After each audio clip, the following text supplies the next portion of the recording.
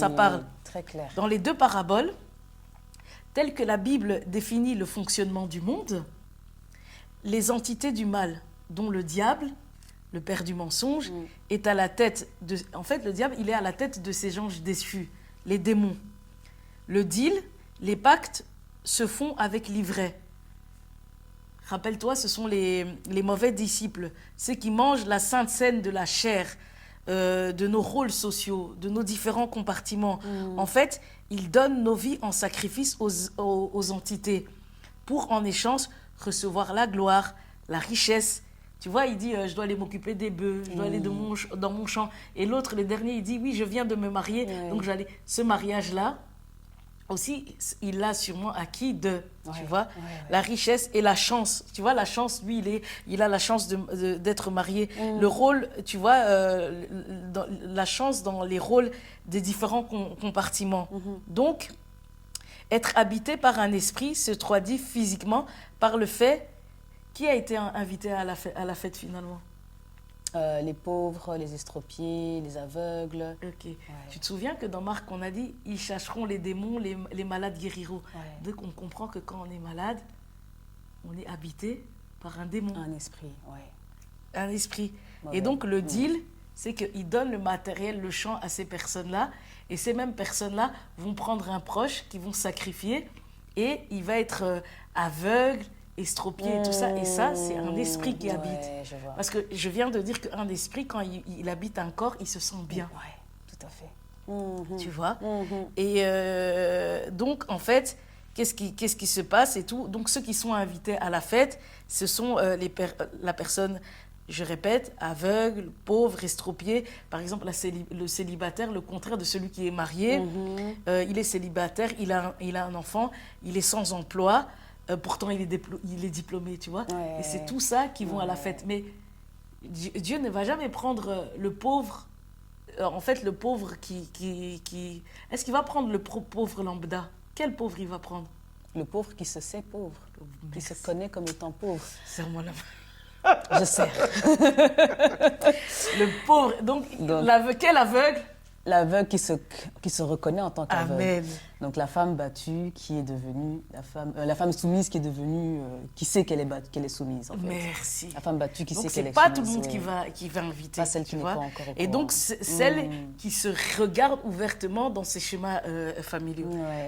Tu vois, le lien entre le bon grain versus l'ivraie et le festin? Ouais, je vois. Ok. Je vois. Donc, d'ailleurs, être aveugle peut aussi se traduire au niveau physique avec le fait de ne pas pouvoir voir de ses yeux au niveau physique.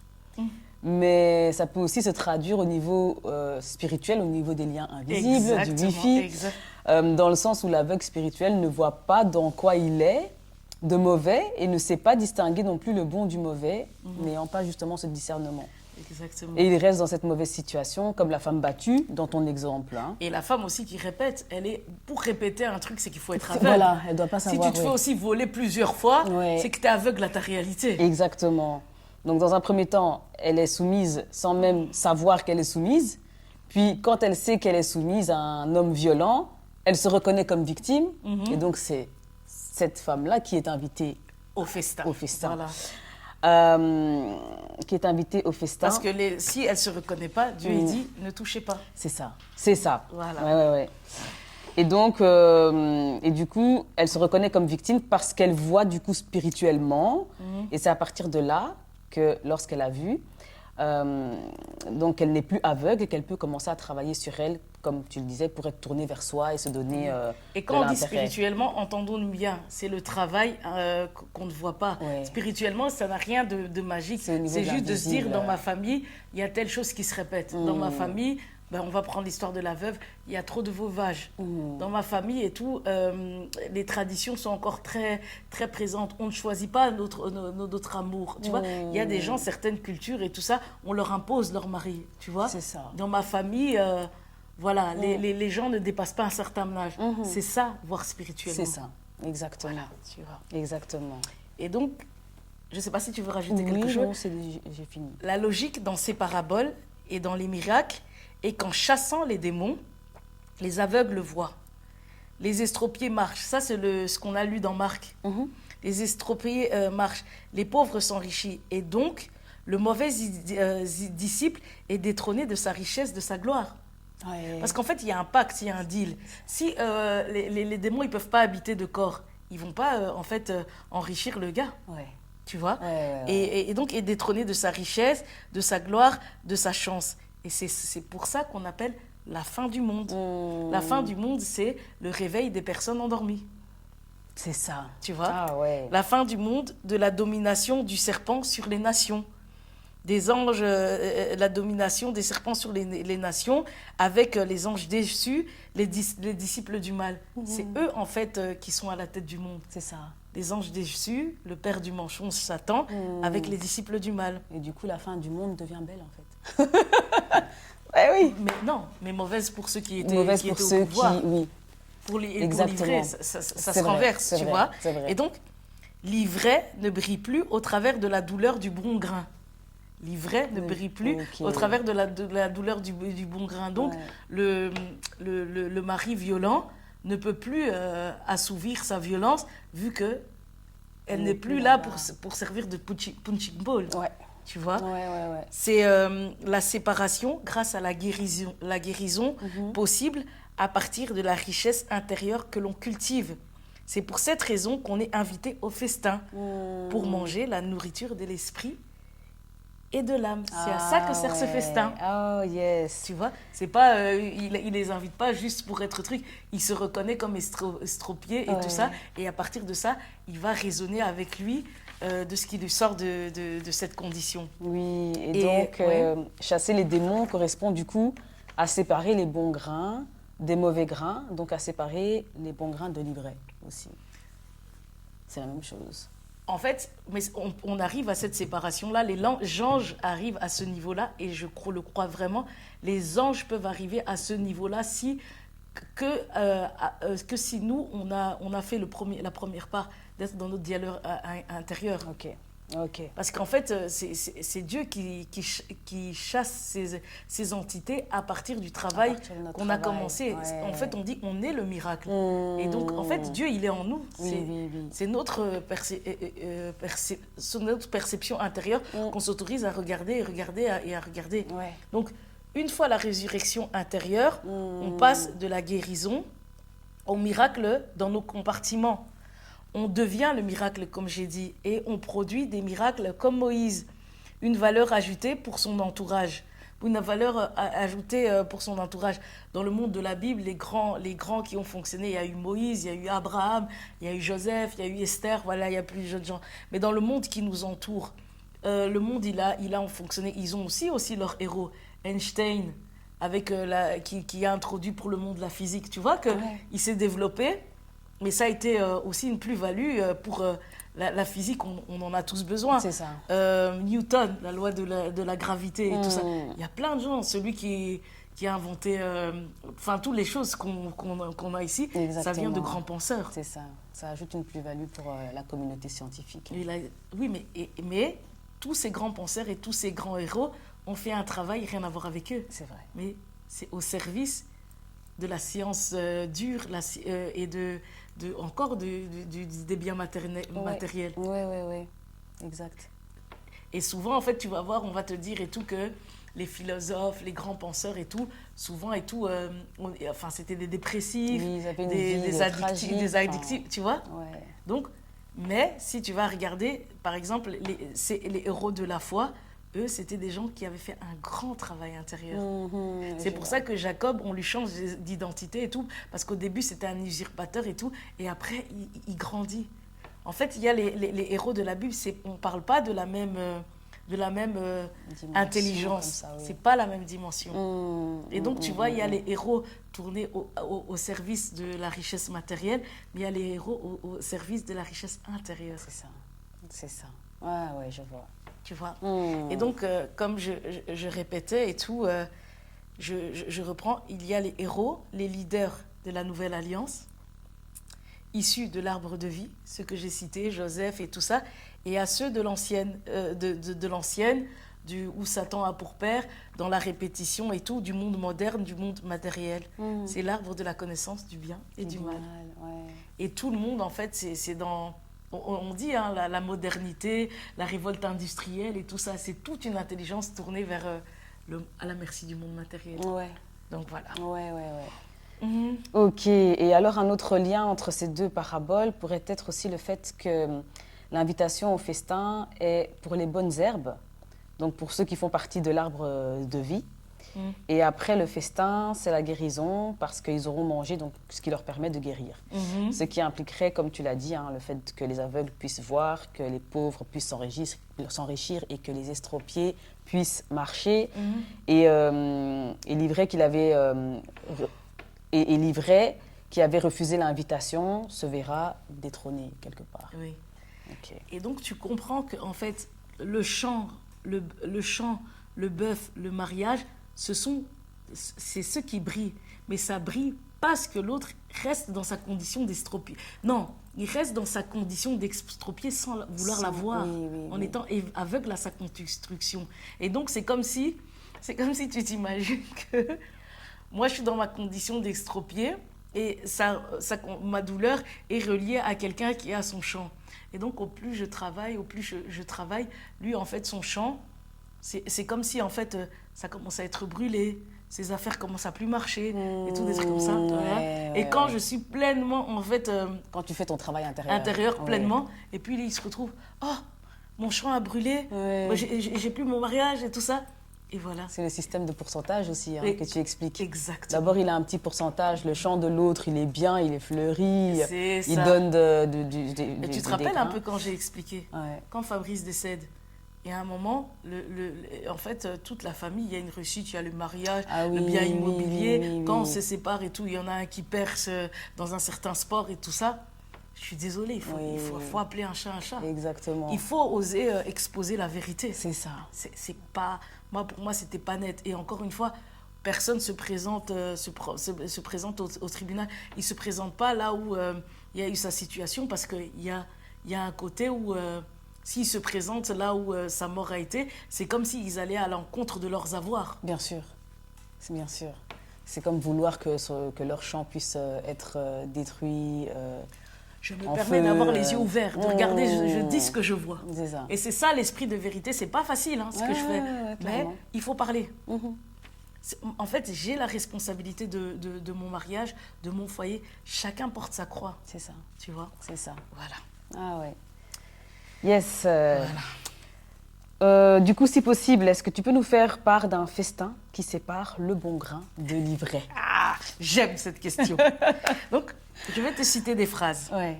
Et je vais t'inviter, tu vois, à me dire quelle est la nourriture pour ces trois cas, en lien avec le transgénérationnel vers le spirituel. Okay. Le transgénérationnel, c'est la répétition, la malédiction, le mal. Et le spirituel, c'est le travail intérieur qu'il faut faire, que c'est chacune de ces personnes doit faire. Et me dire la vérité qui se cache derrière le mensonge. Ok. La vérité. Non.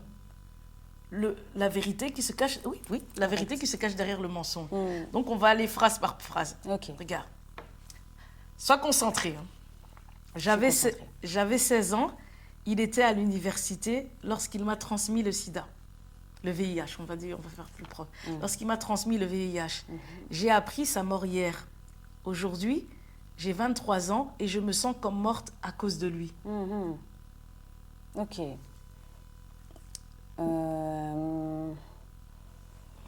Au travers du transgénérationnel, il y a l'état de mort qui est chez elle, d'abord chez lui, d'abord, mais qu'elle ressent aussi par la suite. Il y a la maladie que lui transmet à elle.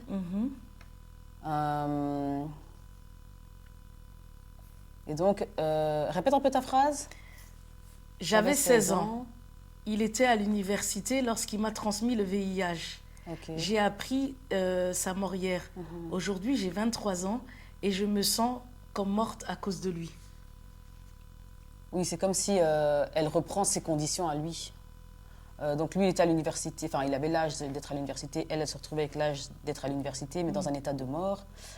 Oui, je dirais que c'est ça, les répétitions. C'est ce que je vois. Ok. Maintenant, moi, je vais faire simple, en fait.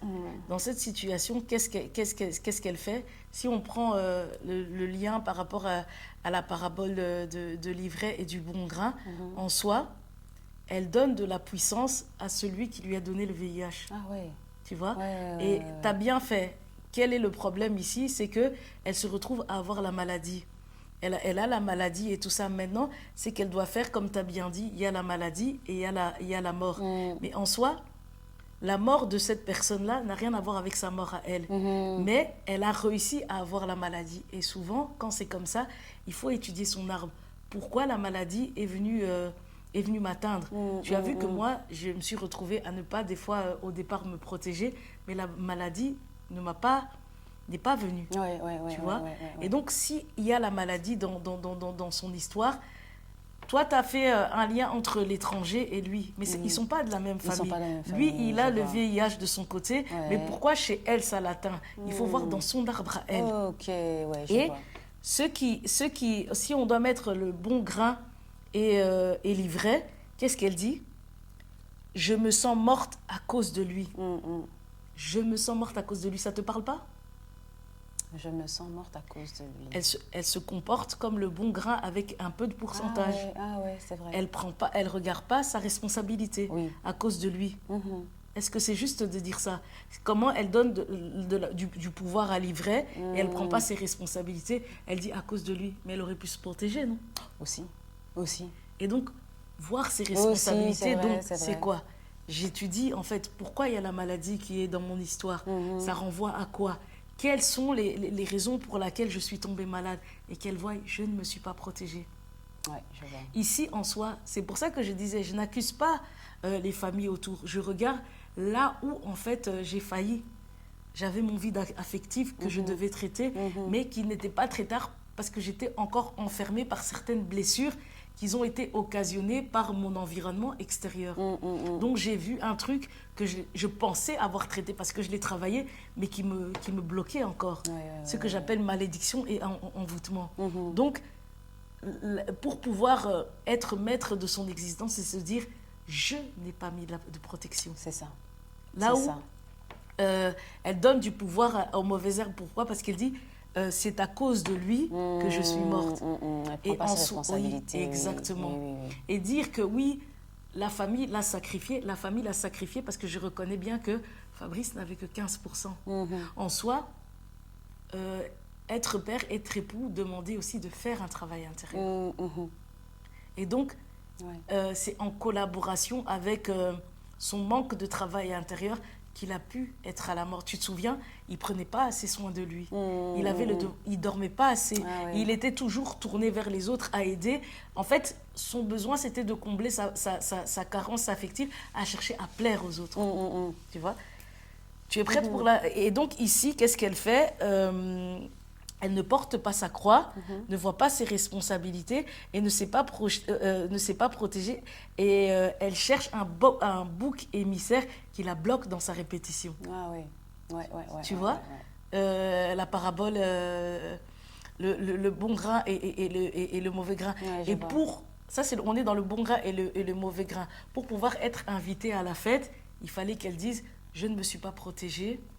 Je sais pourquoi chez moi il y a la maladie, c'était chez ma grand-mère, tu vois. Et là, avec le festin, on peut l'inviter. Tu comprends? Oui, je vois. Comme là, elle dit, c'est à cause de lui, elle n'a pas pris ses responsabilités, elle ne peut pas venir au festin. C'est ça. Ok, je vois. Ça te va? Ouais, ça me On fait la deuxième? Ouais, allons-y. J'ai été abusée entre mes 7 à 11 ans. Aujourd'hui, je suis adulte. Je rencontre beaucoup de difficultés dans mon quotidien. Je me dois d'entamer un travail, mais ça reste mon père. Il a pourvu aux besoins de la famille. Nous n'avons manqué de rien. Qu'est-ce que tu as envie de me dire par rapport à ça? Les répétitions... c'est l'abus. Exactement. Incestuel, on va dire. L'inceste, l'abus, l'inceste, oui. L'abus, l'inceste. Ouais, c'est ce que je vois en tout cas. Et c'était quoi la fin de la phrase? Aujourd'hui, Elle dit, j'ai été abusée entre mes 7 et 11 ans. Ok. Aujourd'hui, je suis adulte. Je rencontre beaucoup de difficultés dans mon quotidien. Ok. Je me dois d'entamer un travail thérapeutique, par exemple. Ok. Mais ça reste mon père. Ok. Il a pourvu aux besoins de la famille. Nous n'avons manqué de rien. Et donc, tu comprends que c'est le père qui l'a abusé. Oui, c'est pour ça que je mettais inceste. Exactement. Mais du coup, elle sait qu'elle doit entamer un travail. Donc, du coup, elle est dans la solution. Mais c'est comme si elle accepte parce que c'est le père et parce qu'elle n'a manqué de rien au niveau matériel. Et ça veut dire quoi, ça? Elle accepte quoi? Elle accepte son abus parce que c'était le père et parce qu'elle n'a manqué de rien au niveau matériel. C'est comme si elle accepte que le matériel vienne étouffer l'abus. Enfin, moi, je le vois comme ça. Ok. Ouais. Mais il y a quelque chose qu'elle dit, ça reste mon père. Ouais. Tu vois, quand on est dans des idéaux familiaux, J'avais parlé, les idéaux familiaux, le déni, elle se dit, c'est mon papa, il a pourvu à mes besoins, mais ce papa-là, tu vois, le mensonge, en fait, le mensonge qu'elle se dit, qui est plus fort, c'est que c'est mon papa, ça reste mon père, et il a pourvu à nos besoins matériels. Et donc, elle est dans le déni, dans le mensonge, et elle ne veut pas voir sa condition d'abusée. C'est ça, c'est ça. Tu vois comment le monde, on est enfermé dans une posture comme ça. Et donc, ce genre de personne également, c'est aussi quelqu'un qui est mélangé avec le bon grain et l'ivraie. Oui. C'est quelqu'un qui a abusé, mais qu'est-ce qu'elle dit? Je suis dans le déni, c'est mon père et tout ça et tout.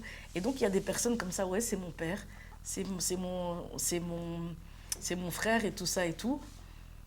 Et on avance comme ça, ma famille, un peu, c'est comme ça. Hein. On est une famille, enfin, des fois, par exemple, et tout, ma soeur, par exemple, j'ai une de mes soeurs qui va te dire, la famille, c'est sacré, mais toute cette dimension-là, on ferme les yeux, tu vois. Ma mère, par exemple, elle continue à avancer avec toute cette réalité. Jamais de travail demandé à faire un travail familial parce que c'est sa famille. C'est ça.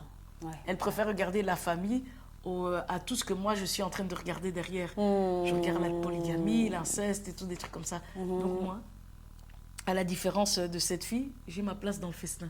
Tout à fait. Tu as ta place. Elle, est-ce qu'elle a sa place? Non. Mais tu vois, si on regarde de l'extérieur, on va se dire oui, mais oui, elle doit avoir sa place aussi. Mais elle ne se regarde pas comme abusée. C'est ça. Donc, elle ne peut pas avoir sa place. Exactement.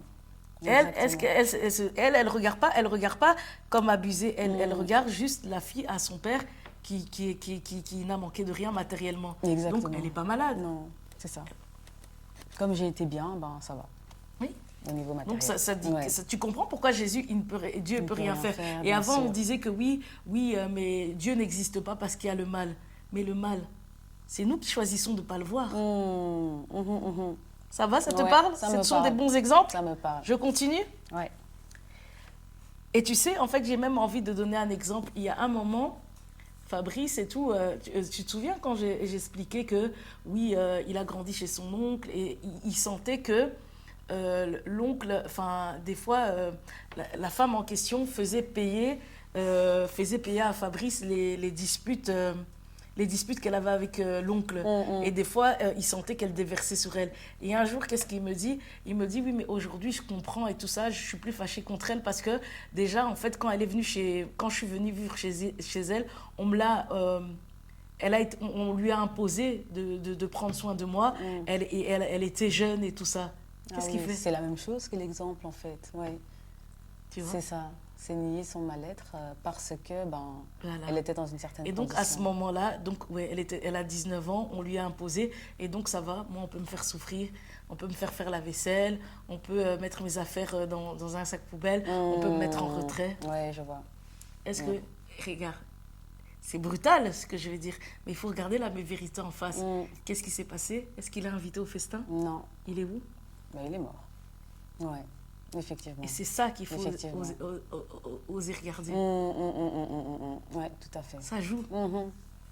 Ah ouais. Alors que tu te souviens que moi, Qu'est-ce qui fait que j'arrive au niveau de l'hôpital, je perds connaissance, mais j'arrive au assez bon moment pour qu'on puisse me guérir. Tu vois tout ça? Oui. Qu'est-ce qui fait que ça? Parce que je suis en travail constant intérieur. C'est ça. C'est important. C'est vrai. Tu comprends la nuance? Je comprends. Ouais. Ça te parle? On continue? Ça me parle, allons-y. Le dernier. J'ai été aveugle de naissance suite à une maladie contractée par ma mère lors de sa grossesse. Ok. Qu'est-ce que tu as envie de dire? Il y a la maladie qui se transmet de la mère à l'enfant, Oui. au niveau du fait d'être aveugle. C'est tout ce que je vois. Ok. J'ai été aveugle de naissance suite à une maladie contractée par ma mère lors de sa grossesse. Tu vois? Mais il y a aussi, oui, la maladie qui se transmet, mais il est aveugle aussi. Aussi, oui. Tu sais, là, il est aveugle vraiment physiquement. Maintenant, on parle aussi des gens qui seront guéris et tout ça. Déjà, la guérison commence par, en fait, le travail sur soi. Qu'est-ce qui fait que je tombe malade au moment où ma mère est malade? Okay. Tu vois, il y a aussi une transmission. La faute de la... Enfin, en vérité, c'est le malheur de la mère condamne l'enfant. Des fois, tu vas voir aussi des enfants, des femmes alcooliques. C'est pour ça que les enfants deviennent autistes, tu vois. Mais tu vois, par exemple, de l'alcool, de la maladie. Cette maladie, c'est important de comprendre. Parce que la dimension d'aveugle repose sur cette maladie. Cette maladie, elle a été contractée. Pourquoi? Elle est venue pourquoi? Tu vois? Pourquoi ça m'a touché moi? Ça venait rendre service à quelle situation? Pourquoi c'est moi qui paye ce poids-là et tout ça? Et au départ, Dieu ne fait pas les choses d'une manière rapide. C'est d'abord le travail sur soi. S'il est disposé comme ça, peut-être que cet aveugle, au départ, il dépendait des gens. Mais au fur et à mesure où il fait ce travail sur lui, ça sera comme Moïse au départ et tout ça, qu'est-ce qu'il va se dire? Peut-être qu'il y a des genres d'aveugles qui ne sortent pas si en fait quelqu'un ne vient pas les conduire. Là encore, c'est le bon grain qui dépend de l'ivraie. Au fur et à mesure où il va travailler sur lui, se poser des questions et tout ça, la richesse d'esprit qu'il va commencer à avoir, le miracle, ça commence par des petites choses. Il va se dire, maintenant que je sais où de la maladie où a été, il va sortir de cette condamnation. Il va se dire, je vais commencer peut-être à m'acheter le bâton pour pouvoir me déplacer seul. Et au fur et à mesure, par exemple, si je vais m'inscrire dans une école de braille, je vais apprendre à lire, tu vois, tout ce cheminement. Tout ce cheminement, mais il doit partir de se dire et tout, comment ça en est arrivé là? La maladie, pourquoi la maladie me met moi dans telle position et tout ça? Et je t'assure qu'au fur et à mesure où tu travailles comme ça, ce sont des esprits. Tu vas voir que l'oppression diminue. L'oppression diminue. Au fur et à mesure où il s'achète le bâton, il commence à se dire, j'aurais besoin peut-être d'un chien, de m'inscrire à la Ligue Braille et tout ça et tout.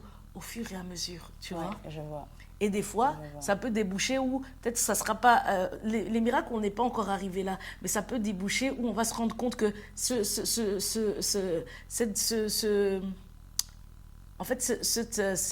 manque de cécité au niveau de la vue, c'est peut-être quelque chose qu'on peut opérer, tu vois. Par exemple, oui. Ça peut mettre en mouvement, ça attire ça. Je vois. Moi-même, regarde, je t'ai dit, quand je suis en train d'étudier mon témoignage, il y a des vidéos qui vont tomber où, tu te rappelles, magie noire, magie rouge, où je vais rencontrer certaines... Oui. Comment ça se fait qu'au moment où je perds connaissance et tout, il n'y a pas beaucoup de circulation? C'est ça, Dieu. C'est ça. Et donc, en fait, il va t'aider dans ton travail intérieur. Il va porter. Oui, je vois. Tu vois? Je vois. Lui aussi, est-ce qu'il peut être invité au festin? Non. Voilà. Qu'est-ce qui se contente de se dire, il est aveugle de naissance, ça m'a été transmis, il reste là. Donc lui, ce n'est pas un aveugle qu'on va inviter à la fête et il ne se contente pas de chercher. Oui, c'est ça. C'est ça. Oui, je vois. Et peut-être que c'est l'aveugle qui va dépendre d'eux. Oui. Ok. Eh bien... Ou peut-être aller à l'école, avoir son bateau, parce que la société l'impose. Mais il ne va pas le faire la société l'impose, il va le faire machinalement. Mais ce n'est pas un travail qui vient de lui. Et donc, quand ça vient de lui, je suis sûre que ça va déboucher. Mais ce truc d'aveugle, je vous assure qu'il y a tel médecin en Espagne, on peut guérir de ça. Et tu vois?